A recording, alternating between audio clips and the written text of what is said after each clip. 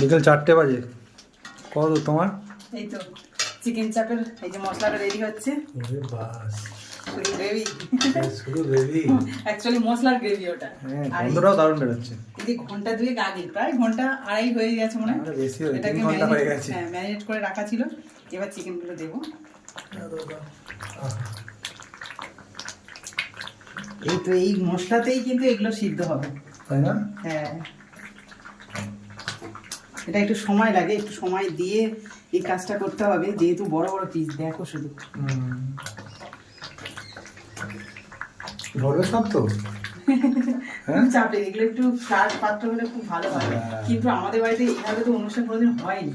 তো আস্তে আস্তে এখন হচ্ছে, মানে জিনিসপত্রগুলো তৈরি করতে হবে নতুন করে। কিনে রাখতে হবে সব। একদম চাপ হয়ে যাবে খুব। জায়গা কোথায়? একদম। পুরো কড়া ছাপিয়ে যাবে তো।